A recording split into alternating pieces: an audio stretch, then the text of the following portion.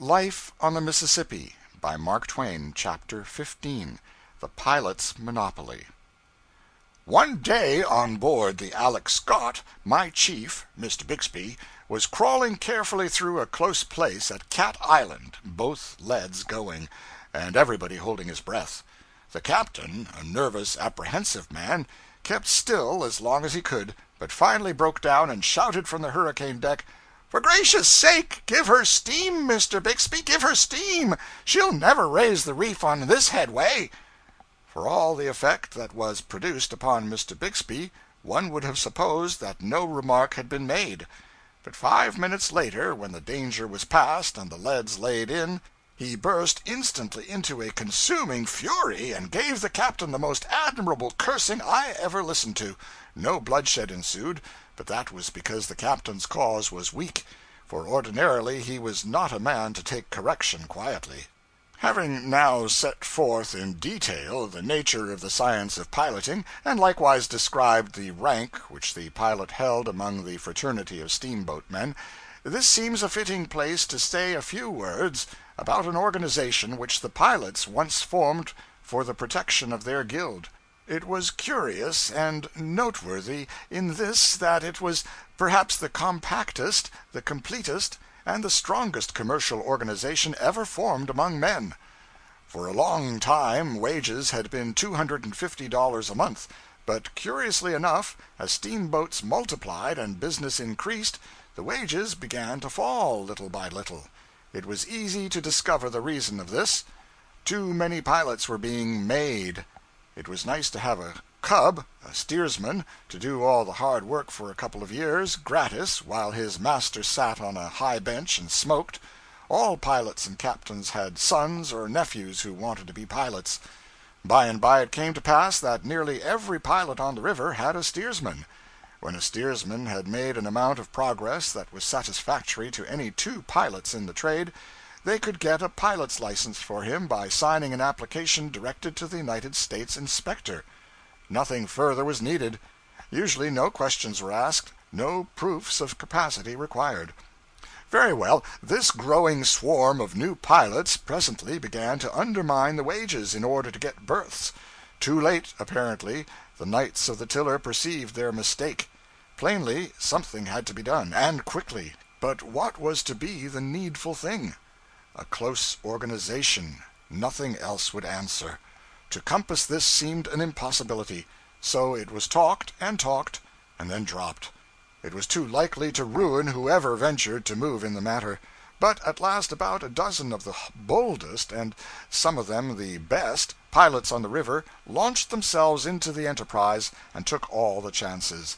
They got a special charter from the legislature, with large powers, under the name of the Pilots' Benevolent Association, elected their officers, completed their organization, contributed capital, put association wages up to $250 at once, and then retired to their homes, for they were promptly discharged from employment. But there were 2 or 3 unnoticed trifles in their bylaws which had the seeds of propagation in them. For instance, all idle members of the association in good standing were entitled to a pension of $25 per month. This began to bring in one straggler after another from the ranks of the new-fledged pilots in the dull summer season. Better have $25 than starve. The initiation fee was only $12, and no dues required from the unemployed. Also, the widows of deceased members in good standing could draw $25 per month, and a certain sum for each of their children. Also, the said deceased would be buried at the association's expense. These things resurrected all the superannuated and forgotten pilots in the Mississippi Valley. They came from farms, they came from interior villages, they came from everywhere. They came on crutches, on drays, in ambulances, anyway, so they got there. They paid in their $12, and straightway began to draw out $25 a month and calculate their burial bills. By and by, all the useless, helpless pilots and a dozen first-class ones were in the association, and 9/10 of the best pilots out of it, and laughing at it. It was the laughing stock of the whole river. Everybody joked about the bylaw requiring members to pay 10% of their wages every month into the treasury for the support of the association, whereas all the members were outcast and tabooed, and no one would employ them. Everybody was derisively grateful to the association for taking all the worthless pilots out of the way and leaving the whole field to the excellent and the deserving. And everybody was not only jocularly grateful for that, but for a result which naturally followed, namely, the gradual advance of wages as the busy season approached. Wages had gone up from the low figure of $100 a month to $125, and in some cases to $150, and it was great fun to enlarge upon the fact that this charming thing had been accomplished by a body of men not one of whom received a particle of benefit from it. Some of the jokers used to call at the association rooms and have a good time chaffing the members and offering them the charity of taking them as steersmen for a trip, so that they could see what the forgotten river looked like. However, the association was content, or at least it gave no sign to the contrary. Now and then it captured a pilot who was out of luck and added him to its list. And these later additions were very valuable, for they were good pilots. The incompetent ones had all been absorbed before. As business freshened, wages climbed gradually up to $250, the association figure, and became firmly fixed there, and still without benefiting a member of that body, for no member was hired. The hilarity at the association's expense burst all bounds now. There was no end to the fun which that poor martyr had to put up with. However, it is a long lane that has no turning. Winter approached. Business doubled and trebled, and an avalanche of Missouri, Illinois, and upper Mississippi riverboats came pouring down to take a chance in the New Orleans trade. All of a sudden, pilots were in great demand and were correspondingly scarce. The time for revenge was come. It was a bitter pill to have to accept association pilots at last, yet captains and owners agreed that there was no other way. But none of these outcasts offered. So there was a still bitterer pill to be swallowed. They must be sought out and asked for their services. Captain Blank was the first man who found it necessary to take the dose, and he had been the loudest derider of the organization. He hunted up one of the best of the association pilots and said, "Well, you boys have rather got the best of us for a little while, so I'll give in with as good a grace as I can. I've come to hire you. Get your trunk aboard right away. I want to leave at 12 o'clock. "I don't know about that. Who is your other pilot?" "I've got I.S. "Why?" "I can't go with him. He don't belong to the association." "What?" "It's so. Do you mean to tell me that you won't turn a wheel with one of the very best and oldest pilots on the river because he don't belong to your association?" "Yes, I do." "Well, if this isn't putting on airs. I supposed I was doing you a benevolence, but I begin to think that I am the party that wants a favor done. Are you acting under a law of the concern?" "Yes." "Show it to me." So they stepped into the association rooms, and the secretary soon satisfied the captain, who said, "Well, what am I to do? I have hired Mr. S. for the entire season." "I will provide for you," said the secretary. "I will detail a pilot to go with you, and he shall be on board at 12 o'clock." "But if I discharge S., he will come on me for the whole season's wages." "Of course, that is a matter between you and Mr. S., Captain. We cannot meddle in your private affairs." The captain stormed, but to no purpose. In the end he had to discharge S., pay him about $1,000, and take an association pilot in his place. The laugh was beginning to turn the other way now. Every day, thenceforward, a new victim fell. Every day some outraged captain discharged a non-association pet with tears and profanity, and installed a hated association man in his berth. In a very little while, idle non-associationists began to be pretty plenty, brisk as business was, and much as their services were desired. The laugh was shifting to the other side of their mouths most palpably. These victims, together with the captains and owners, presently ceased to laugh altogether, and began to rage about the revenge they would take when the passing business spurt was over. Soon all the laughers that were left were the owners and the crews of boats that had two non-association pilots. But their triumph was not very long lived, for this reason: it was a rigid rule of the association that its members should never, under any circumstances whatever, give information about the channel to any outsider. By this time about half the boats had none but association pilots, and the other half had none but outsiders. At the first glance one would suppose that when it came to forbidding information about the river, these two parties could play equally at that game, but this was not so. At every good-sized town, from one end of the river to the other, there was a wharf boat to land at, instead of a wharf or a pier. Freight was stored in it for transportation. Waiting passengers slept in its cabins. Upon each of these wharf boats the association's officers placed a strong box fastened with a peculiar lock which was used in no other service but one, the United States mail service. It was the letter bag lock, a sacred governmental thing. By dint of much beseeching, the government had been persuaded to allow the association to use this lock. Every association man carried a key which would open these boxes. That key, or rather a peculiar way of holding it in the hand when its owner was asked for river information by a stranger, for the success of the St. Louis and New Orleans Association had now bred tolerably thriving branches in a dozen neighboring steamboat trades, was the association man's sign and diploma of membership, and if the stranger did not respond by producing a similar key and holding it in a certain manner duly prescribed, his question was politely ignored. From the association secretary, each member received a package of more or less gorgeous blanks, printed like a bill-head on handsome paper, properly ruled in columns. A bill-head worded something like this: Steamer Great Republic, John Smith, master. Pilots, John Jones and Thomas Brown. Crossings, soundings, marks, remarks. These blanks were filled up day by day as the voyage progressed, and deposited in the several wharf boat boxes. For instance, as soon as the first crossing out from St. Louis was completed, the items would be entered upon the blank under the appropriate headings, thus: St. Louis, 9½ feet.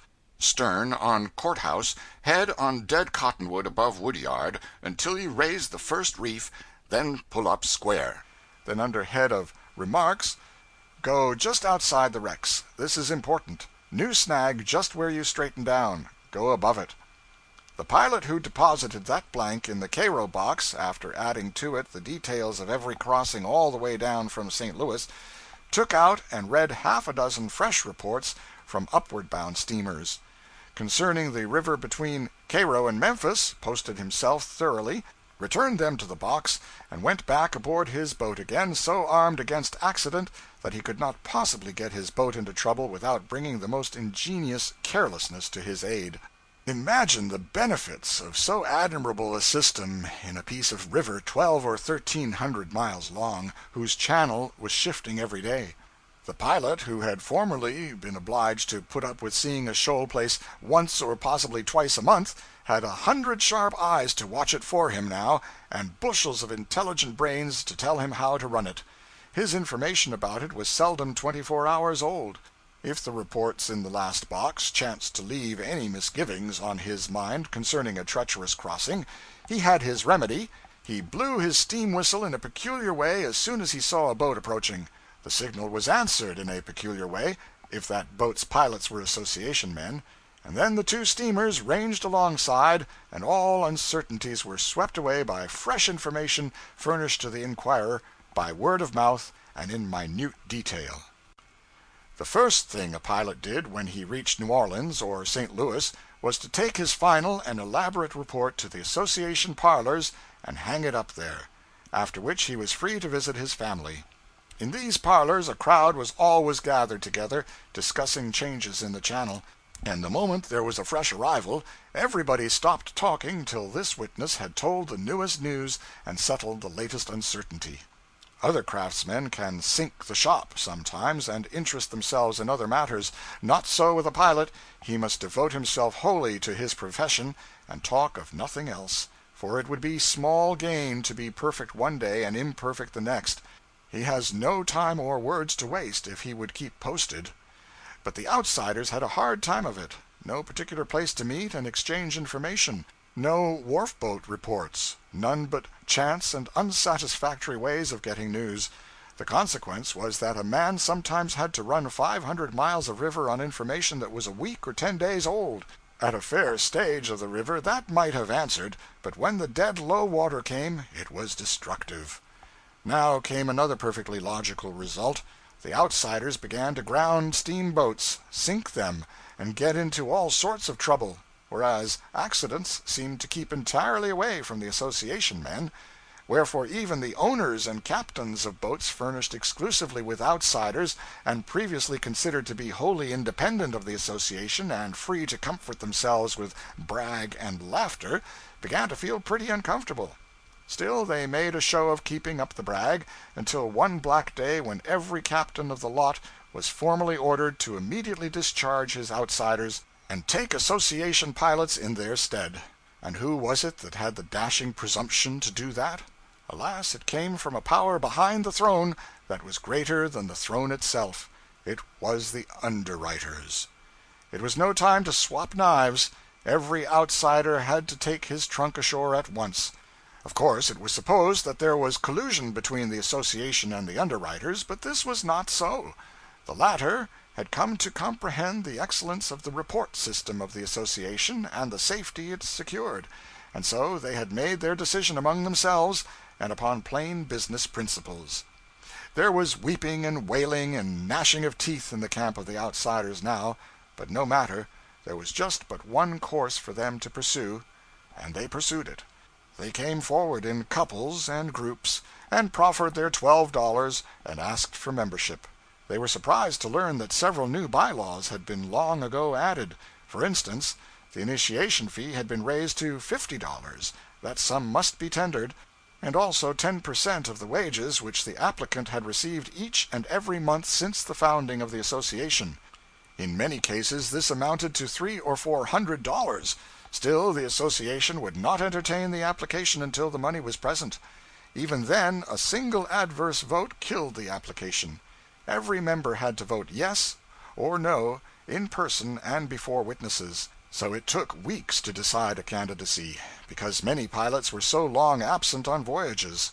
However, the repentant sinners scraped their savings together, and one, by our tedious voting process, they were added to the fold. A time came, at last, when only about 10 remained outside. They said they would starve before they would apply. They remained idle a long time, because, of course, nobody could venture to employ them.